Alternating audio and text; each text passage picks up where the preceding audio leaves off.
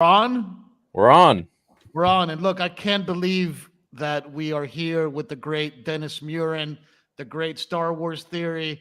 What's going on, everybody? Welcome to Rule of Two. And I've been this episode, I think, is a career in the making.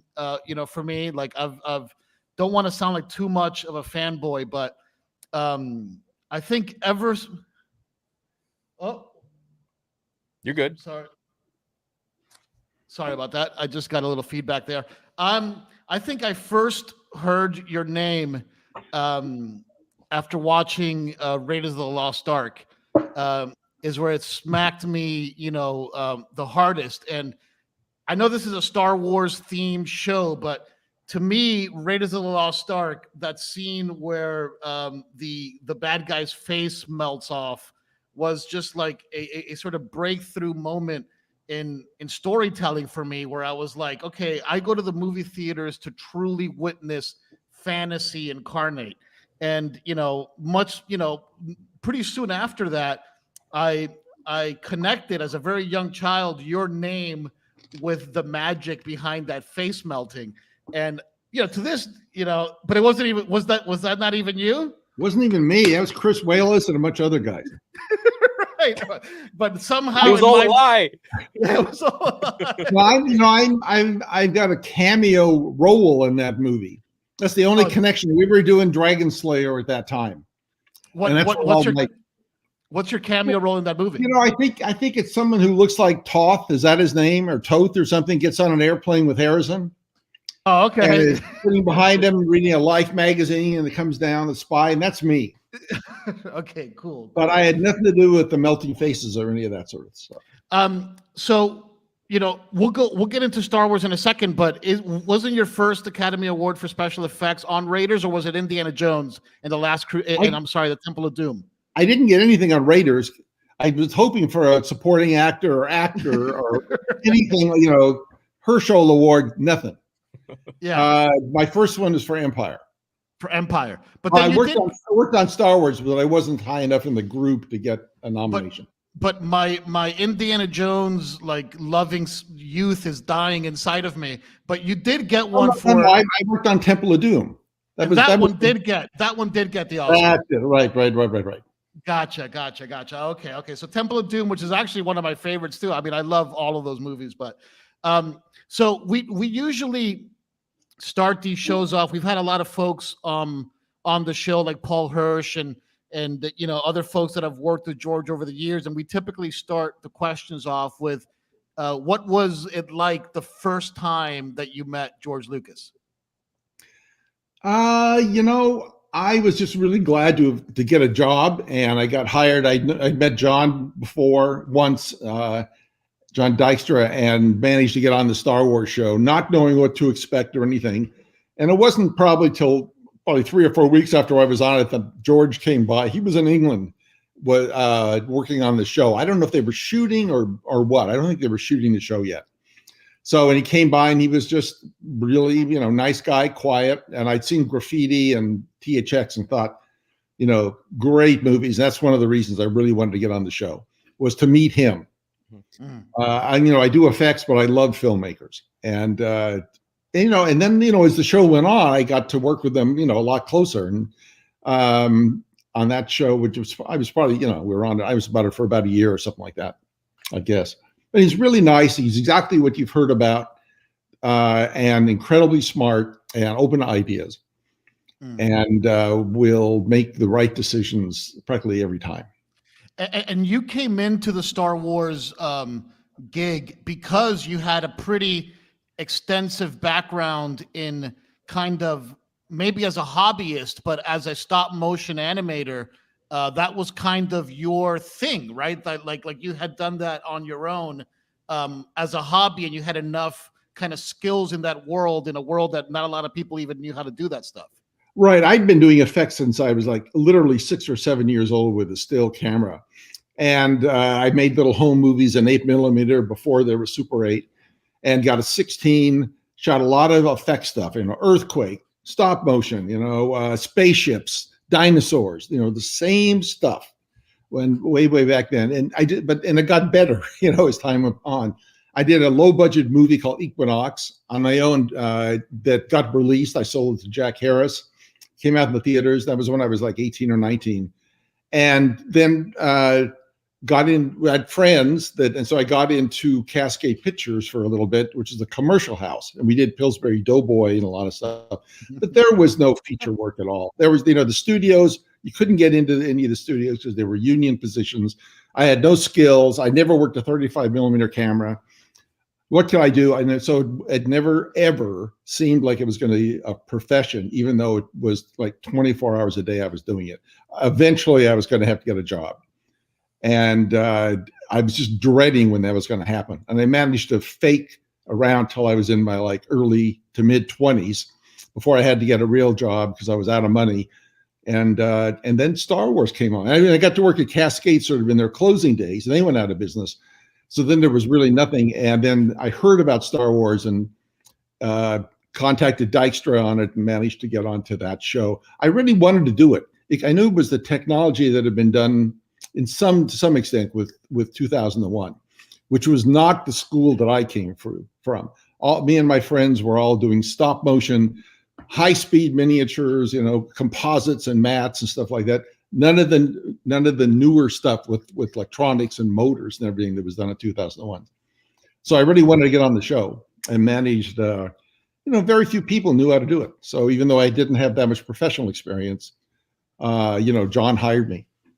So not a lot of people maybe know this, but Theory, when he was like 6 or 7 years old, wanted to get a job. Do you want to maybe bring that up? That was my first, my kids have dream jobs of working, as an astronaut or whatever. I wanted to work at ILM and I wanted to make lightsabers. That was it.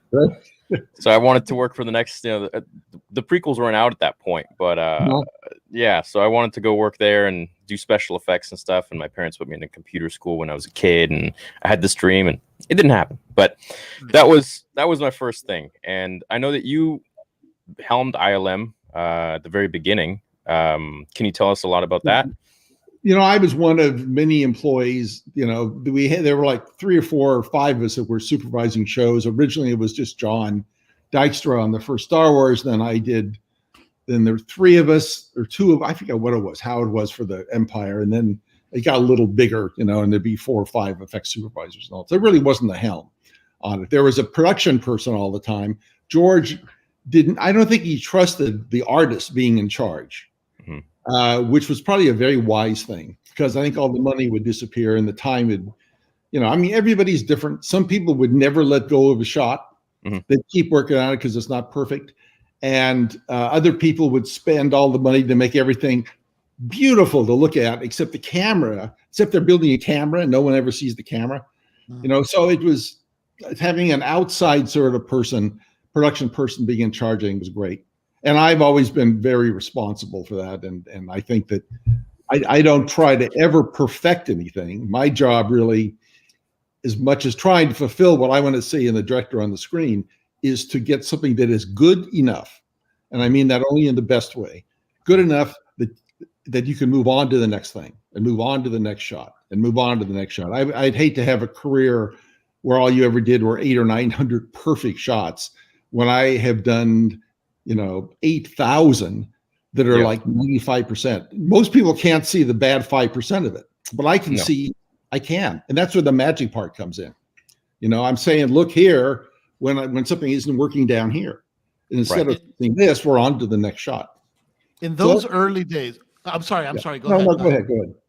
In those early days of Star Wars 1977 release, and then it's like this classic Beatles type run of Sgt. Pepper, White Album, Abbey Road. It's Star Wars, it's Empire Strikes Back, it's E.T., it's Raiders, it's Temple of Doom. I mean, that is Jurassic Park. No, that's much later. But yes, but that's an astonishing run in those late 70s, 80s. What was that like from a cultural perspective inside the company? It was pretty astonishing. I mean, I never saw the culture that whatever we were introducing. I know everything too well. I've always been in that culture anyway, of loving that work and loving those kind of shows. But it wasn't until like the mid 80s, people were saying, you're affecting the culture. You know, I mean, you're opening up people's visions to what they can do, and you know, the movies are phenomenal. I knew that part, but I just didn't realize the effect it had, you know, until, you know, 8 years into it or so, something like that. Part of it is that, you know, a show ends and literally 4 or 5 days later, I'm probably on an airplane going to a location.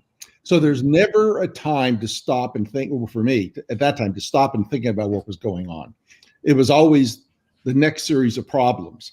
And if you look at the stuff we had to do, I mean, from my standpoint, you know, all the different sequences in Empire that I was involved with, you know, the Walker sequence, and I can't, you know, all the asteroid sequence and a whole bunch of stuff through there, all needed to be designed. And, you know, I have to work with a great team of people. But as soon as that's done, I'm on the way to England, because we've got to solve a dragon to make a dragon look more realistic than it's ever been before. Now, nobody said that it had to look more realistic, but that was the goal that me and my friends had, to make something amazing. And then before that's even over, you know, I'm off to LA, you know, from San Francisco here, shooting plates for E.T., you know, this funny little movie that Steven thought, I think I got something here. I think this is going to be good. Whereas everybody at ILM wanted to work on the other show, Poltergeist. I mean, that was the big film. And here I am kind of working on a few of these shots in ET, literally in the corner, because there's no room left. Wow. Because Poltergeist and Star Trek are taking over the whole facility. They had all the cameras, so I had to shoot everything in 4-perf with standard cameras instead of our big VistaVision cameras, try to make that work. And then before that's even done, it's off to the Redwood Forest for Jedi. So it's cool. work. And, you know, the wonderful thing about it is that, you know, I had a great team. You've got great directors. You know, the movies are going to be great. And it's like, you know, I'm a kid, but instead of making the whole movie that's pretty mediocre, I just do my little part. And then I've got all these other people that are making the rest of it really great. You got John Williams doing the music for me. You got Spielberg directing for me. We got, you know, Harrison for me. I'm getting the vibe you're very humble, because there's a reason you have so many Oscars hanging behind you, and more that we probably can't see. So there's something you're not telling us here. 6 more that we can't see if I do the math correctly. 9 in total, which is insane. Do you wish you had stepped back a little bit more and taken it in now that you can reflect on it, or what, or is that the right pace to just keep running and running and running? No, I'm glad I did. You know, I had to slow down when we had our first son, and that's when I took some time off, and I did Star Tours and, you know, the amusement ride. So that wasn't the same sort of pace as everything else. So no, you know, you go where you can. You always think this is the end. You know, this is the phase, right? Up until this time, most of the things, the movies that were made, they'd be in phases. Something would be really popular for 2 years, 3 years, you know, big musical numbers, and then gone. People are sick of them. You know, Westerns, you know, Gary Cooper and all, big for 3 or 4 years, gone. And Ken Ralston and myself and Phil Tippett, all of us, you know, we're all good friends from the beginning. We all thought this was going to be over in 2 years. So it's not like there was going to be anything after Empire Strikes Back. Or after Dragon Slayer, or after Raiders. You know, what's that? You know, it's you know, and between Raiders and Star Wars, they're both serials, like based on serials, right? Serials were never very popular. Right. So it seems like these are not going to really go, but they'll be fun to work on. And they're still so alive today. So what did you think when still going on? What did you think when George came back, you know, almost 2 decades later, and wanted to make the prequels? And now, you know, technology had shifted and changed and advanced so much. Well, at first I thought, really, is he really going to do? He'd been talking about it, you know, years before, but nothing that I heard up until that time. So it's fine with me. He can do anything he wants, and I'm there. I didn't do it. I worked on part of it. I didn't do the whole thing or anything like that on the first one. I worked a little tiny bit on the second prequel. That was a bit, but you know, so it was, you know, good for him. And we had all the CG stuff. So I saw it as a big opportunity, and George certainly took advantage of it, you know, to just load him up with what was in his head all along from the first Star Wars that he couldn't do. Right. You know, the technology wasn't there. There wasn't time. There wasn't the money or anything. And now he could do it.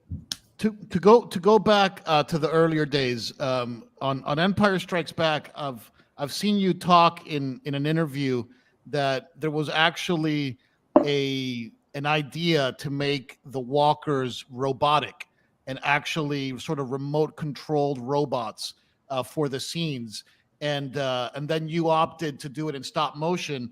Just out of curiosity, like, were you guys really gonna build walking robotic like walkers? Was that really in the budget?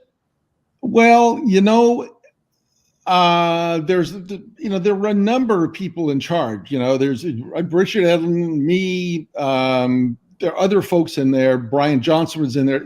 It was not my idea to do a walking robot walker. It was just a discussion, but I just thought you can't do that. Having gone through what's on some of the previous shows, when you get those sort of robotics and mechanical stuff that's never been done before, they may be wonderful, but they cost a fortune. They go over budget. They never get done on time. And the movie's got to get done on time. We just barely got Star Wars done. We just barely got Close Encounters done. We just barely got, anything in there just barely got done. So I just didn't want to do it. And for whatever reason, George said, fine. And I'll go, dude, Dennis, you do the sequence I wanted to do anyway. So he said, fine. So me and Phil and, my other pals came on. Yeah. How long did it take for you guys to film those walkers and like, that entire sequence that we see to us, goes by in a flash, but to you, when you look at that, do you remember weeks or months? What kind of timeline are we looking at? You start with building the stuff, and that takes, weeks to build it, figure out, and I'm not involved in this part, but getting the mechanical part to work, with blueprints, Tom Santamon engineering the walker to get it to work. He'd done a lot of that before. So it's like, weeks to get it ready, or 2 months. We had to get the backgrounds up, the whole setup. I wanted to do it like, King Kong had been done, where you look through the camera and that's it. You see the finished shot, except for the speeders flying by, through the camera. I wanted to avoid blue screen or any of that sort of stuff. And it took a while to get that going. And the actual shooting of it, it'd be a matter of 3 to 4 months, probably, something like that. Wow. Some done on big sets, some done on blue screens, all sorts of different things coming together. Wow. And nowadays you just rig the model and go into it. And I want to get into that heavy as well, because the fascinating thing about your career is that you're instrumental into the evolution of the special effects art form from practical to digital in a glorious fashion that we'll get into in a lot of detail. But Theory, did you want to dig in on Empire a little, anyway? Well, yeah, my question to you is what at the time was the most difficult thing or obstacle to overcome when it came to making Empire? The time, the complexity. I mean, when that was also George asked us to move up north. So, we moved up probably 8 or 10 of us, but that's a big deal, saying goodbye to your families and everything, coming on up. And then we wanted to set the place up, or George wanted to sue with a lot of local people. This is all incredibly connected to how you feel about how the show is going to be done. Because if you don't have a crew that works, you can be screwed. Right. I always look ahead. And in the case of that, it's like 2 years. And you think we can get the show done in 2 years. And then George showed us when we first flew up, he was doing sort of a little dog and pony to get us to come on up here. And he had a lot of Ralph's artwork. Joe Johnston was already up here doing stuff. And we looked at this and it's like, oh my God, this is so much bigger than Star Wars. I mean, that's like one episode of a serial. This is like 5 episodes. Because if you think about it, you got the Tauntaun, you got the walkers, you got the Star Destroyers. So you got all the scale difference between, the little TIEs, the X-Wings, and these big Star Destroyers. And, it just goes on and on. I mean, the asteroid sequence is one of the hardest things, just to figure out how to make it readable to the audience. So it didn't just look chaotic, like you could follow the story, right? And there was just stuff all the way through it. So that all needed to be solved. They were separate, had their separate problems, separate solutions, separate design issues, had to cut into the movie. You're in black space and you're cutting from this angle to that angle. Well, how can you tell where you're looking if there's no horizon line like there is here, on Earth? So, and that's, and one of the things I did in that is I put an asteroid belt in the asteroid sequence, so you always knew if you were at least looking up or down. Wow. So there's tricks like that, hundreds of tricks that are going on all the time that apply to digital effects today.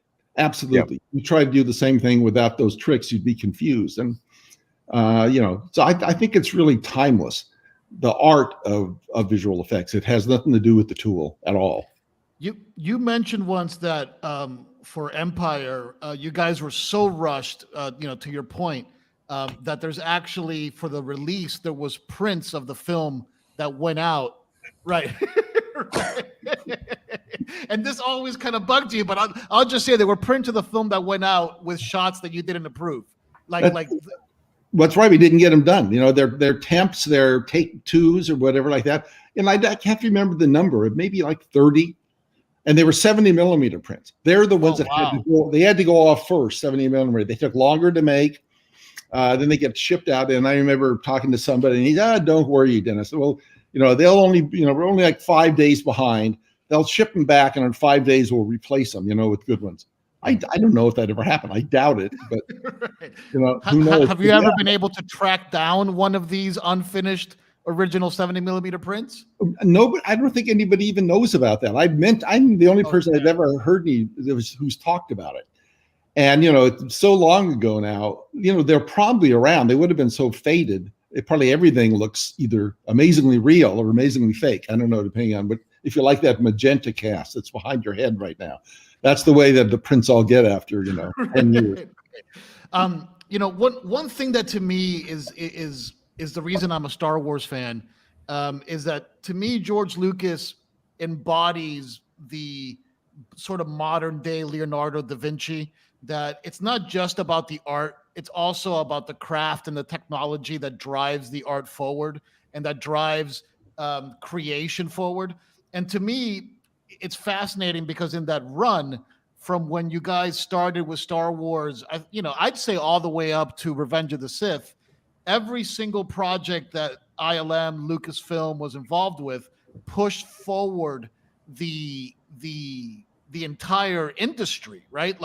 And to me, none of it is better accentuated than in your work on The Abyss, which you won an Academy Award for. It's one of my favorite movies of all time, with the introduction of the first kind of filmic CGI character at that level that eventually evolved into the T2 character.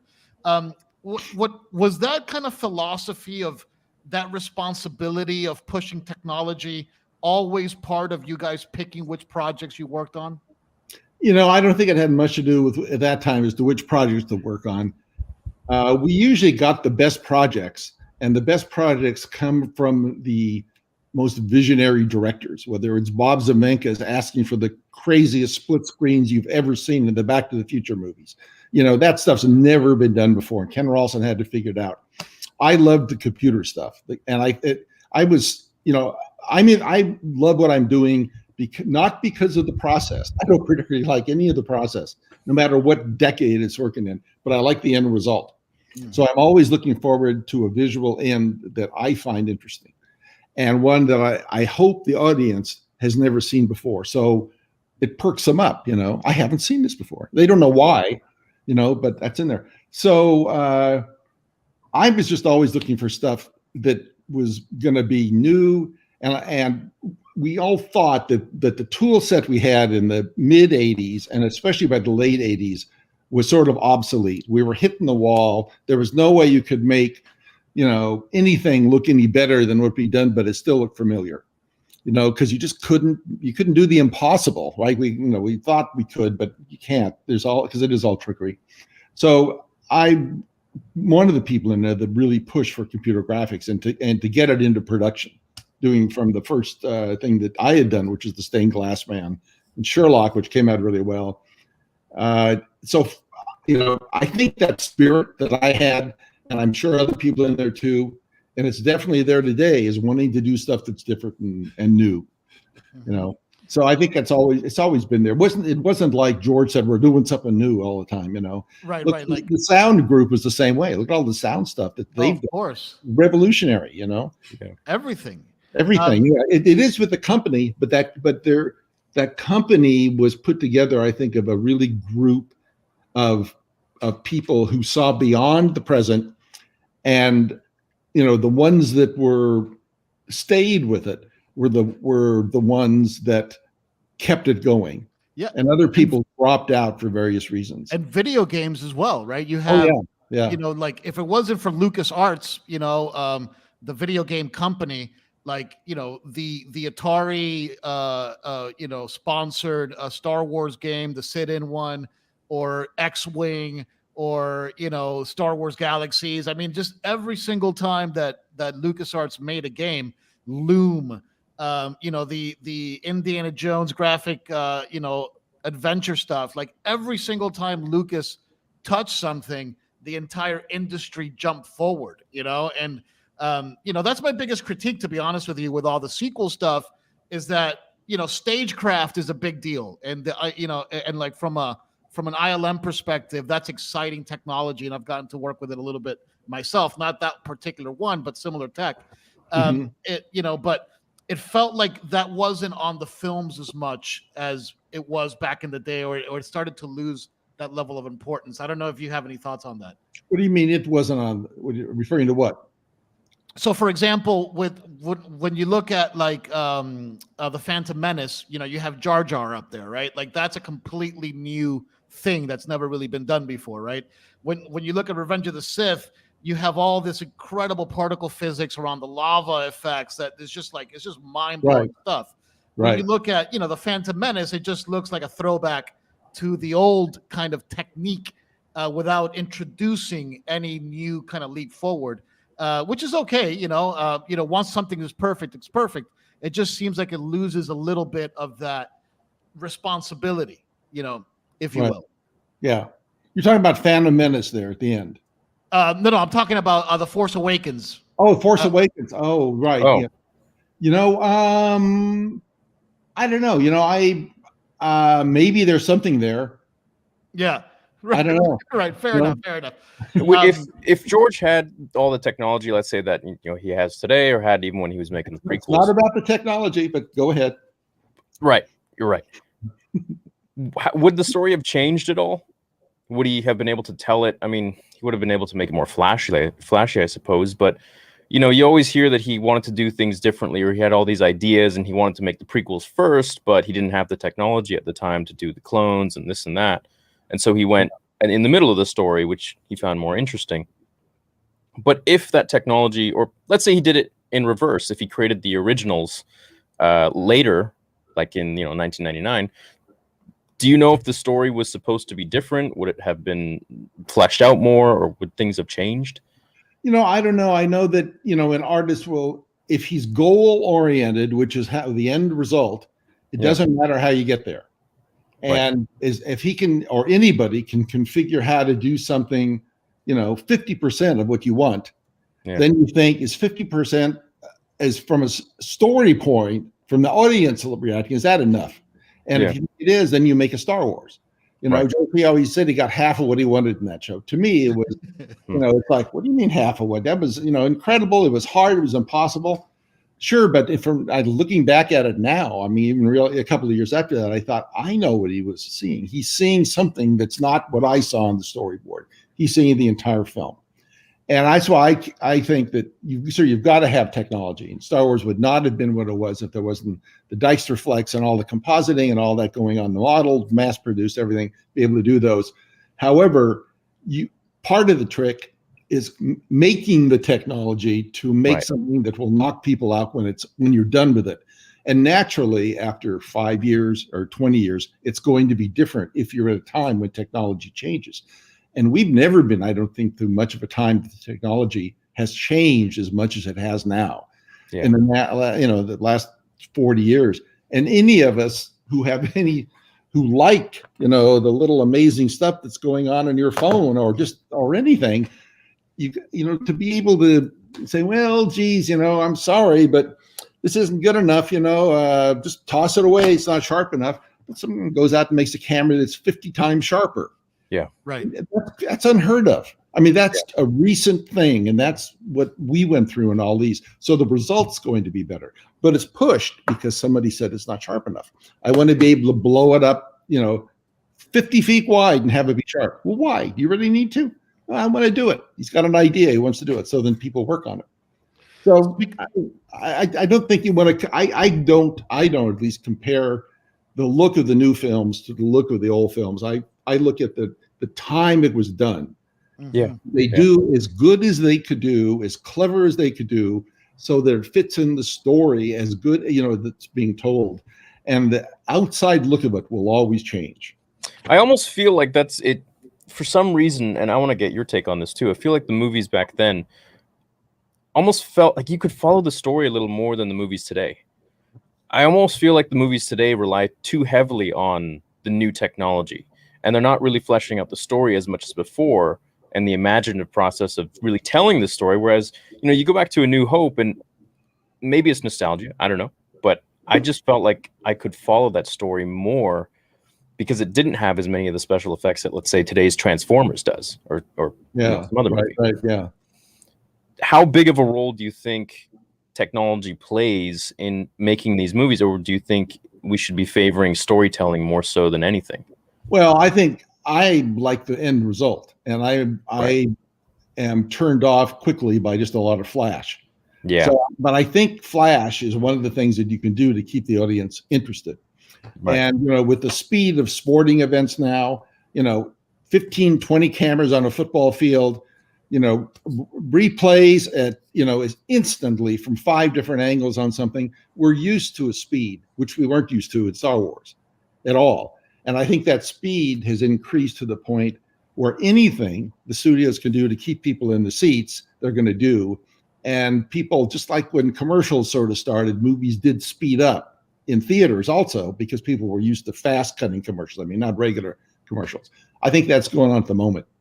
And, I love, thought the Father was an incredible movie, but I don't know how many people younger than me are going to think that, you just grow up differently. And so, who knows, maybe it's, something that Doug Trumbull has been saying for 40 years, it all he thinks it ought to be kind of entertainment anyway.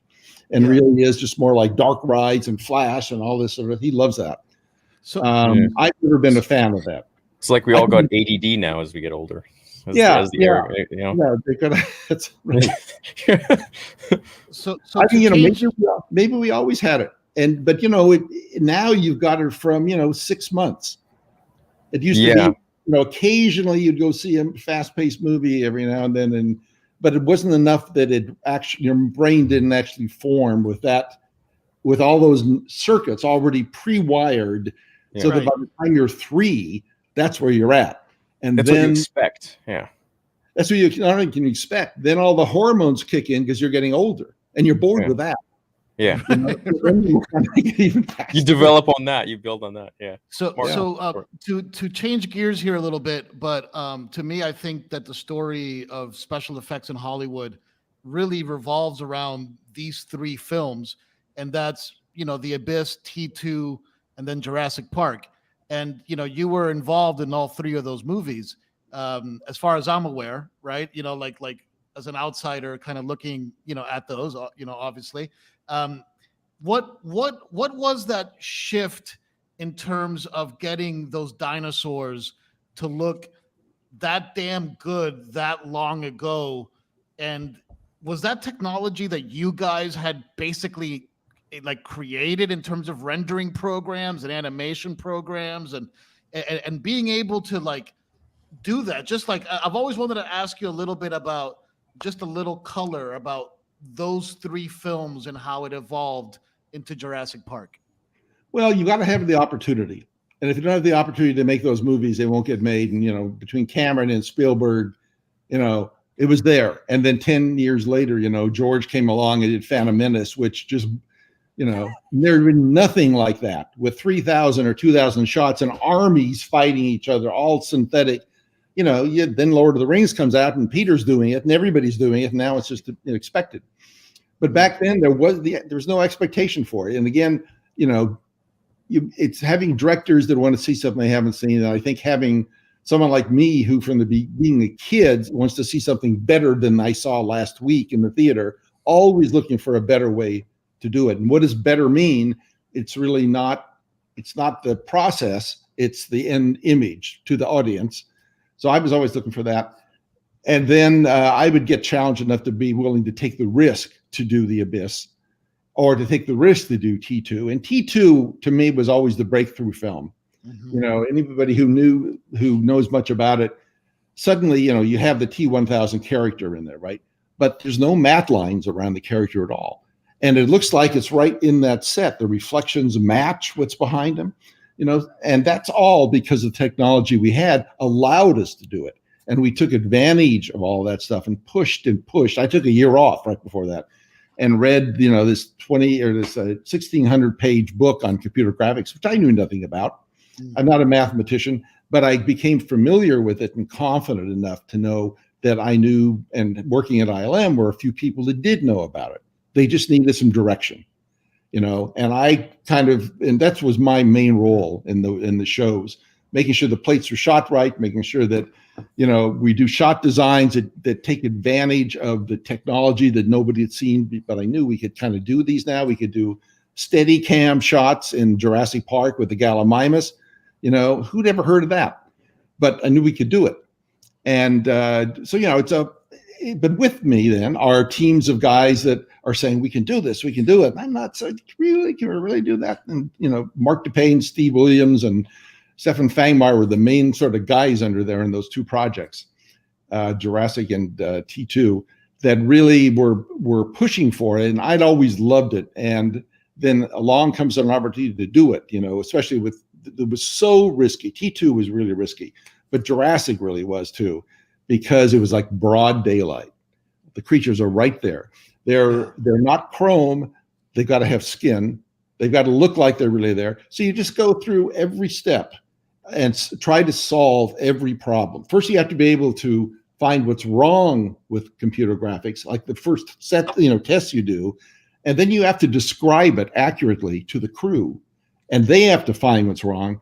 And that's where dialogue breaks down, because for a lot of it, there aren't words to convey, you know, subtle light differences. Like I heard, I don't know if it's true, the Japanese have like 35 words for light.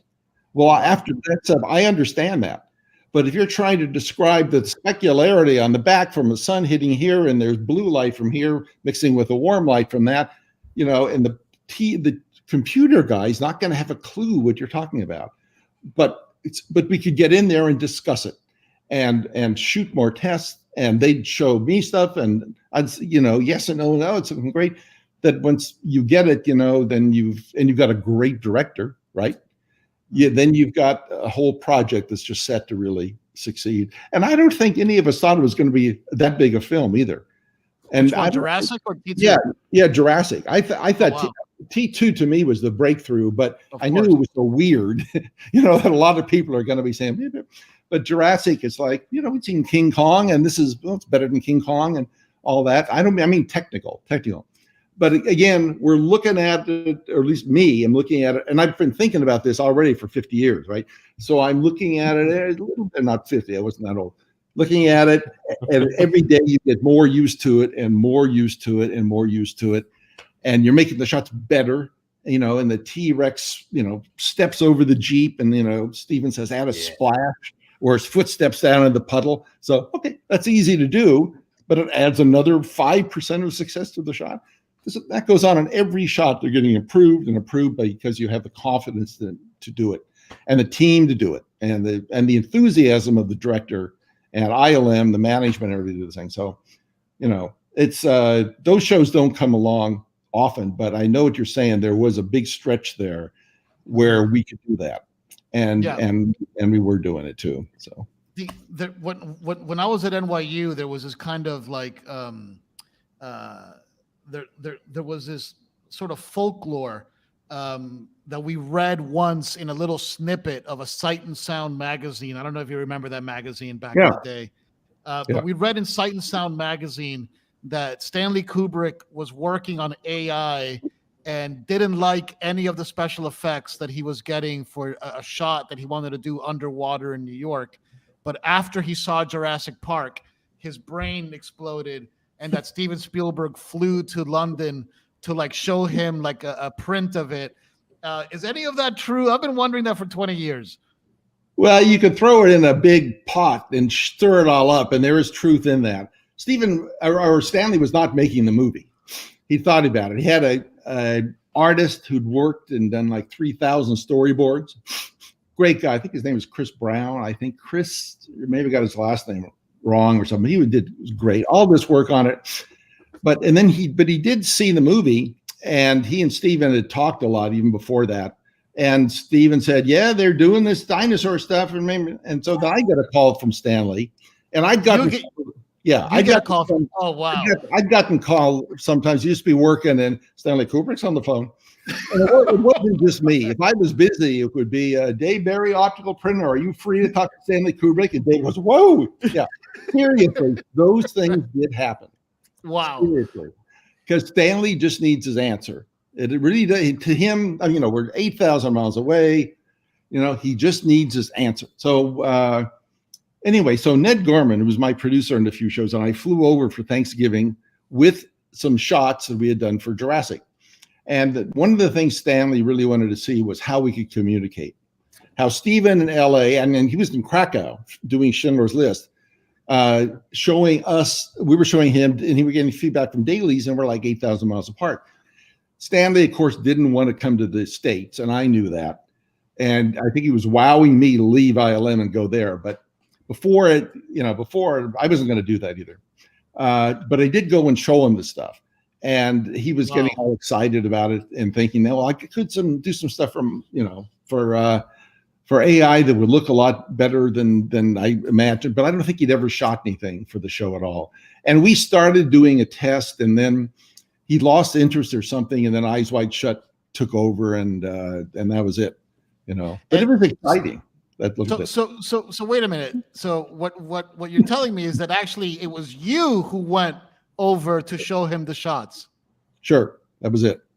Oh my God! But I've always heard since I was like a student at NYU that it was Spielberg put the movie in a can. And got a private jet over to Stanley to show it to him. I wish. Reality, I wish I was on that jet.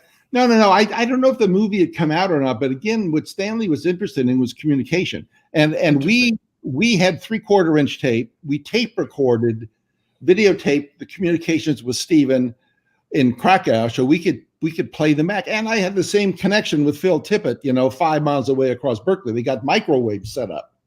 Live, because I didn't want to take the time for Phil to have to drive over here to help our animators. So you just, you got a problem, you just solve it. You think about it, you solve it. So they got satellites set up, who knows at what cost, to go to Krakow. So I brought the tape over, a couple of them, to show Stanley exactly how a half-hour review of 7 shots would go.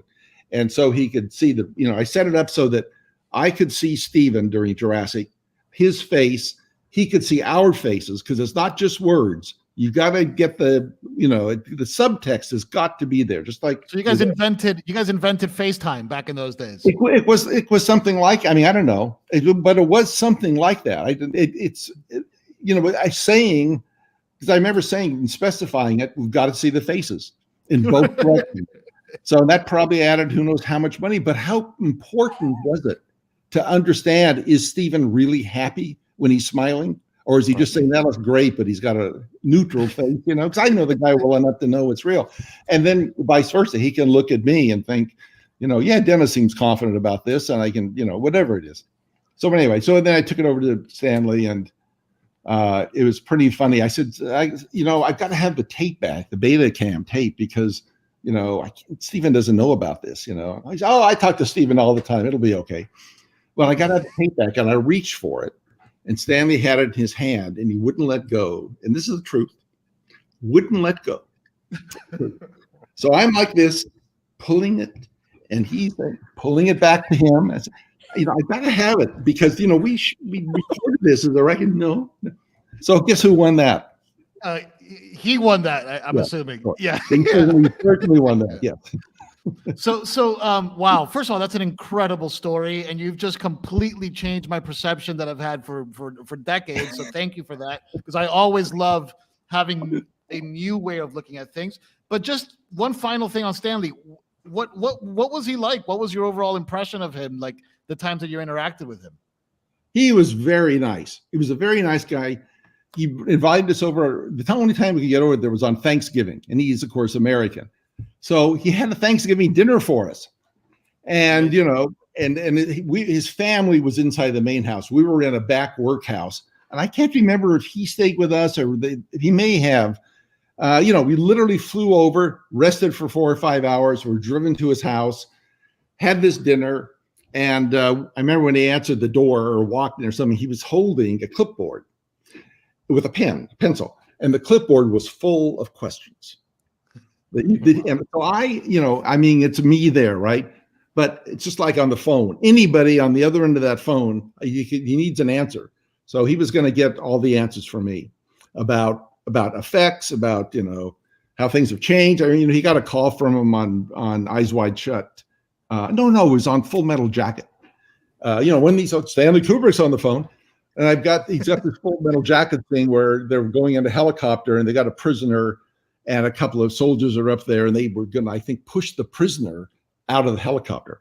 So, and he's saying, well, how do I do this? How do I do it? So I had a couple of ideas. I don't know if if it's in the film or not. I don't think it's not. I don't think it not. is. Yeah. And he was thinking blue screen. I said, no, you can't have a blue screen shot in a Stanley Kubrick movie. I suggested building a big set outside, a miniature, but huge, that you can go along from traveling something like you're in a helicopter, and the guy drops out of the bottom of the frame, and then you can cut. But it's all real, right? Camera shaking, lighting's all right, everything. So anyway, but he didn't do that. So that he very, very curious, extremely curious. And then when we started, he wanted us to do a test for AI of New York underwater. I said, well, let's see if we can get a shot that you'd like, of flying over the ocean, and we'll have a couple of buildings sticking out of it. And I said, let's if we could find like a oil rig in the North Atlantic and use that to lock the camera onto or at least for tracking markers of what we should do. We could put the building there and everything. Yeah, great. He said, great. And they found some footage that the British Petroleum Company had shot for a commercial, the dailies of it. But we never got into it. As soon as we'd worked out a budget and we needed some money, then he changed his mind. Right. And we never actually did the test. We were all ready to, and then Eyes Wide Shut started, and that was kind of it. Yeah. But I found him to be very, very pleasant, very nice. But I could see where he's, just from what I've heard, he would stick to his guns, and he still is a New York guy, and he had an accent. He had the New York accent. Yeah. They say that if you watch any of the Stanley Kubrick movies, and I heard this from Leon Vitali, that if you watch any of the Kubrick movies and you see Peter Sellers doing an American accent, he's doing an impression of Stanley Kubrick. Right. Did you work on AI with Spielberg? Oh yeah. So yeah, I did the show. How much of the Kubrick kind of direction did you guys try to incorporate in Spielberg's AI? Stanley kept saying, Steven, you should be doing this movie. I shouldn't be doing it. Steven, or what I heard was that Stanley couldn't figure out how to get the kid to look mysterious and built up in a machine and yet lovable and all that. He just couldn't figure. I had a lot of ideas, but none of them, he didn't go for really any of them. We never did any tests or anything like that. And so he kept thinking the movie needs a lot of heart. And he didn't know if he could get heart, I guess, into a visual effect that he was thinking of at the time for the kid. So, it was always, as far as I know, given that probably Steven would have eventually done it anyway, even if Stanley hadn't died, because they talked about it on and off for a few years. But the movie's entirely different. I mean, you could tell the scenes are kind of the same, but the attitude's all different. The kid is, a nice guy, regular kid, all that sort of stuff. Looks a little funny, but you can imagine, I think if Stanley was doing it, I think it would have been pretty dark. Yeah. So look, I've been on cloud 9 for the last 54 minutes, but I do want to be conscious of your time. You've been so generous with it. Theory, do you have any parting questions for our esteemed Mr. Muren? I I got lots of questions. I was just enjoying listening to you guys talk. I mean, I feel like you know so much more of the movie history that before. I mean, I was born in 1990. What the heck do I really know? But it was great hearing from you. My question is regarding the next set of Star Wars films. Beyond the sequels and what they're doing with Mandalorian. Where do you think the technology is going to take the next leap? Because I feel like, the originals, they were remarkable for their time, and then the prequels came around and they made the originals look obsolete. And then now Mandalorian comes around and it's making the prequels look completely obsolete. So what do you think the next phase is going to be of storytelling, of technology? I have no idea. VR? Well, that seems to have died, but it may come back. And they are working on it, but how many people want to? I mean, some do. It all depends when the numbers get up that people are willing to wear their headset and see avatars of their friends all around. Yeah. That's not maybe the generation. It's younger than you guys. I don't know, but that's how things make the change. That's how the pacing gets faster. From the original Star Wars to the prequels, and to now where it's really fast. I don't know. There are a lot of predictions are made. A lot of people make a lot of money predicting what's going to happen, and it doesn't happen. That's a whole industry in itself. You adapt. You don't predict. It seems to me like I enjoy doing what I'm doing. And really, if I'm moved by it, I'm going to be thinking about that's obsolete. What I just saw. Right. What could be better than that? Within that world.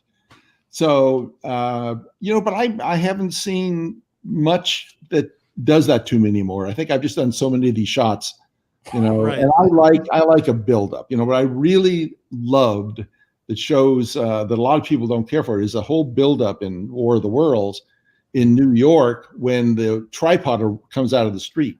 Awesome. That 8-minute sequence from the minute they're walking along, wondering what's going on, till Tom picks up that rock and says it's cold. Like, what the hell is this? And it doesn't mean anything, but it's reality. It's stuff that goes on in the real world. That's where I live. And it's such an underrated movie, in my opinion, which is funny to say about a Spielberg movie, but I think War of the Worlds was excellent film, man. That's great. I have to mention, I don't know if anybody's noticed it in the chat, but there's 3 Academy Awards back there, and the one in the middle has a Jedi cloak on, and that is the actual Oscar that Dennis received for his special effects supervision on The Empire Strikes Back, if I'm correct, right? Correct. Yeah. Yeah. So anyway, I just wanted to point that out to the audience out there. Dennis, this has been incredible. I'm super humbled that you would come join Theory and I on today's show. When I heard that you were willing to do it, my mind literally exploded. So I do want to ask one last thing. Is there anything that you're working on right now that you're excited about, or are you just sitting back and just enjoying the world? Chilling. Yeah. My mind's working all the time on stuff, but I'm not working on a project that's got me interested. I don't want to go and jump in airplanes and fly around and shoot anymore. So that sort of takes the movie business out of it. I'm consulting on a couple of things that are going on that may or may not happen. I hope they happen. That'll only be my only role and something like that on it, But I got a great wife. I got kids, a great wife. I'm getting into music. I love harmonies, and I got a great 16-track fader motorized in my home, which is crazy, and that's already obsolete. I mean, but I want to be able to touch them and feel them when they're moving. And your wife is a director. She's a documentarian. She's a filmmaker. She does a couple of really good documentaries on landscape architecture mainly. Oh, wow. That's cool. Yeah. So super talented Dennis Muren, winner of 8 Academy Awards plus 1 special Academy Award for his technical achievement in his career. Are you, after Walt Disney, the human with the second most Oscars? No, there was some other guys there. I think there's like 3 others that have, one had 11, another had 12, and there may be another. Walt kind of doesn't count because he took every Oscar. I think that's not. But and also the other guys were all department heads. The others, if you look at, whether it's Edith Head or there's a couple of them, That's not true. One of the cameramen, I think there was one, but most of them, their names are on 2,000 movies because they have a staff of 200, and right. Because you got Walt Disney, I think, has 28 Oscars attributed to him or something like that. And then I actually did a little research trying to find if there was anybody that had more than your 9, and I couldn't find anybody. But maybe I just didn't do a lot of research. No, not that's a lie. Farcio Edward was an effects guy who did rear projection at Paramount. And I think he was up there. If you count the Technical Achievement Awards, he was up there like over 10, I think. Right. And I can't remember the other. I think one of them, maybe one of the guy that designed the Oscar was, I should remember these guys' names. But again, he's got 2,000 credits and you got MGM behind you. No matter what you do, it's going to be great.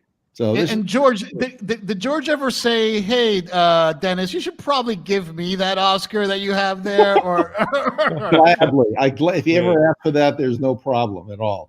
No, that's awesome. It's so the mind that is coming from him or Spielberg or Cameron or any of those guys is so complicated. That is really the amazing pinnacle of this work, to be able to direct people, but also to be able to imagine how it's all going to be together. So, you got to be able to imagine it, break it apart, work with those people, and be flexible and put it back together. And, nobody sets out to make a bad movie. Nobody ever. Right. Yeah. But making a good one is not luck. Do you still keep in touch with George? I know. Well, with the pandemic, no, he lives near here. We're all around here, but I don't see much of anybody anymore. It's opening up now. Yeah. A little bit. So keep the discussion going at StarWarsTheory.com. Go over there, check it out. We built this whole blockchain-based discussion forum where folks actually get financial upside by posting and doing stuff like that. So we're pretty excited about that. Go check out Dennis Muren's movies, and then you'll watch all my favorite movies, right? Raiders and, Star Wars, Empire, Return of the Jedi, Back to the Future. I mean, it's just, what a resume, and what an honor to get to speak with you, sir.